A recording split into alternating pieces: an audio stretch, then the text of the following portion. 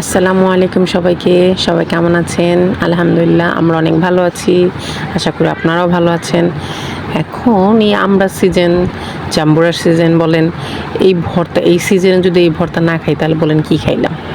আমরা তো ফাস্টফুড সবাই খাই।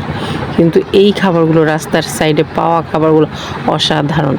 তারা ঘরে বানাও খাই আমরা, কিন্তু হচ্ছে তাদের হাতেরগুলা অন্যরকমই টেস্ট। তারা যেভাবে মিক্সিং করে বা যেকোনো কিছুই, আমার ছেলে আমি বানায় দিলে সেটা মজা লাগে না। বাহিরেরগুলো নাকি অন্যরকম টেস্ট লাগে। আমি বানায় দিলে লবণ বেশি হবে, নাহলে মরিচ বেশি হবে। বলে তোমারটা বেশি মজা লাগে না মা, বাহিরেরটা মজা লাগে।